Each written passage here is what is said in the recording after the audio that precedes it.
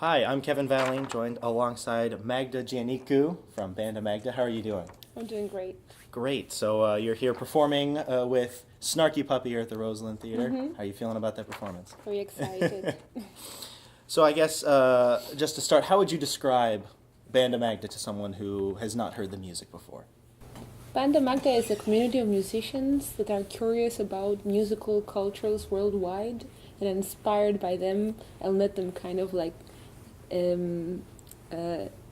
into our music and into our playing. It's joyful, it's diverse, it's a little more on the tropical side, and it's songs that sung in 5-6 different languages. It has a cinematic vibe to it, and the overall the one thing we want when the show is over is for people to leave the room and be inspired and feel a little bit different and a little bit more open to new things. So you talked about the diversity of the group. How did that come together when you formed the band, finding people from everywhere? Quite organically, I have to say.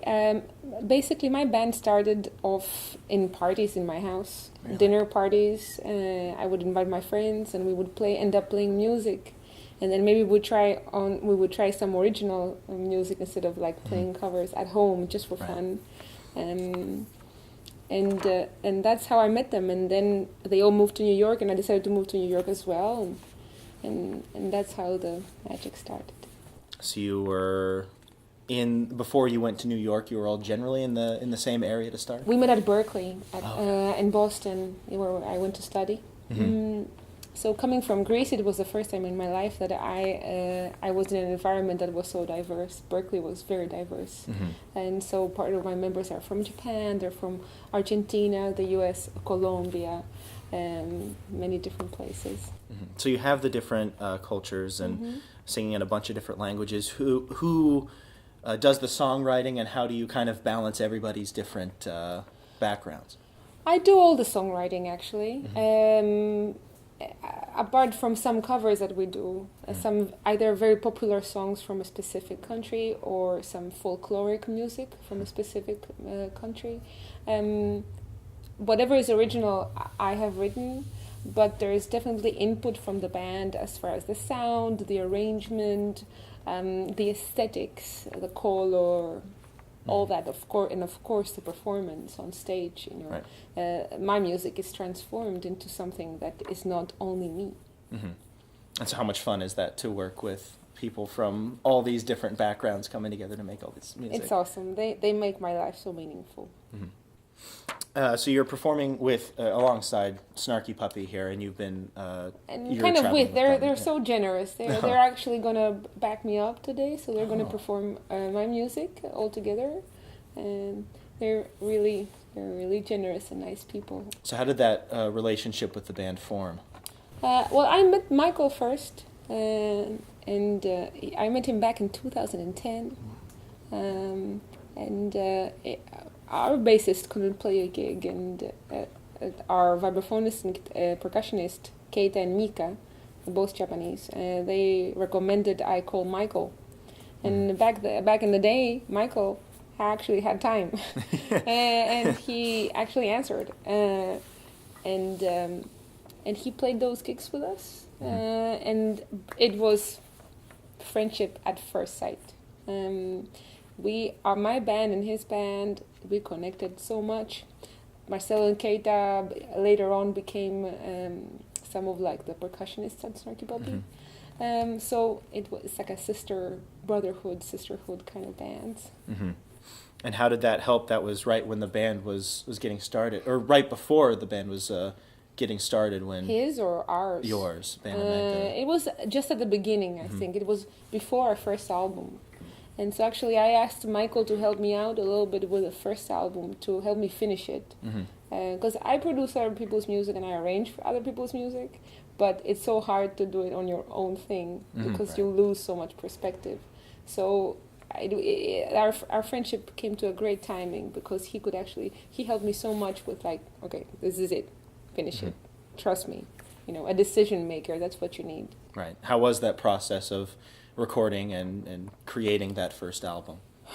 It was adventurous, because through that process I also learned so many things about me and how, because I'm a little bit of a control freak, and I have a very specific vision of how I want things to be done, and I hear things in my mind and I want to reproduce it exactly. And I remember, and it had so many back and forths where I would want somebody else to make the decision for me, but then again I would listen to it and I would be like, no, that's not it. That was very frustrating. But I remember he said one thing that I still remember, that if you try so hard to accomplish the exact vision you have in your mind, then you lose sight of what's in that path towards it. So since then, I'm trying to relinquish control as much as possible, as much as one should. Right.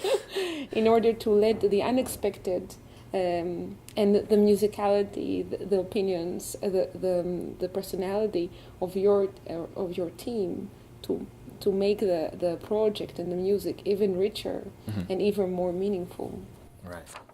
That first album got onto a number of top lists for world music. It did, yeah. How did that feel with the debut album? Surprising. That recognition. It was surprising. Yeah. I didn't expect it. I wrote songs for fun. Yeah. So there was a little bit of pressure to keep it up. Right. Yeah. How did that go? You come off of an album like that had success and reached a number of world charts.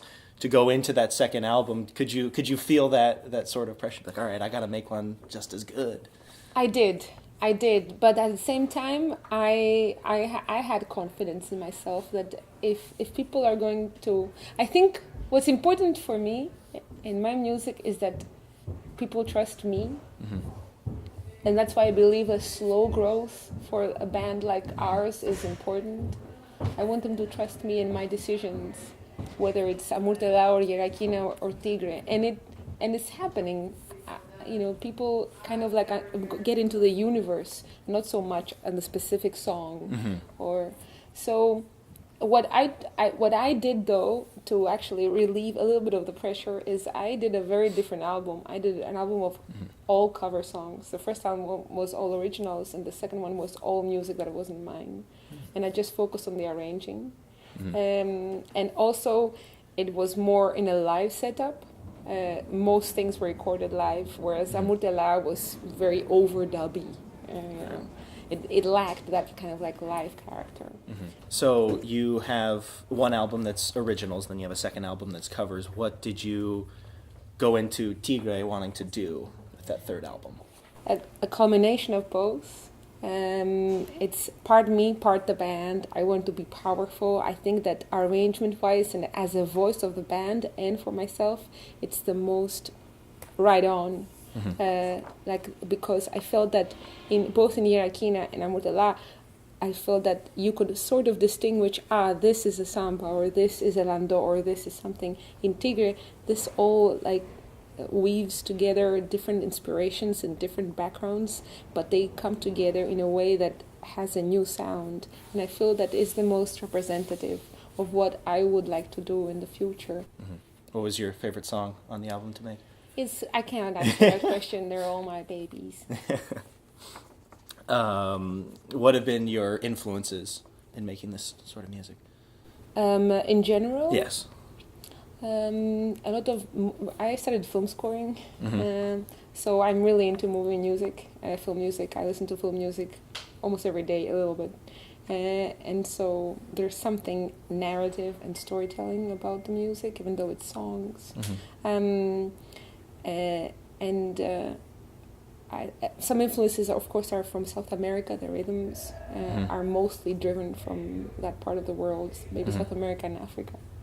And inspiration is language and popular songs from France and Italy and Greece. Greek folklore is an inspiration. Jazz improvisation, the amazing jazz language that we were educated in it, all of us in the band, and it's still, even though it's again, sometimes it's more about the songwriting and less about the improvisation. The jazz language is something that has helped us communicate within the band. And then I guess now that that third album is out, where's the band going from here? I'm taking a break. Mm-hmm. I'm taking a little break and thinking about what the next step is, because Tigre has been so compelling and big and a little too much to make and create. So it's sort of like drained the well of creativity. So I'm going to take a little break and I'm going to decide what the next step is. I think it's going to be actually the opposite of what Tigre is. Space, softness. The next project is gonna be about the main theme is going to be nature, earth, the environment, and how to protect it, and sort of a musical approach to all that. Oh, great. That sounds fun. Good luck on the show tonight. Thank you. Thank you very much.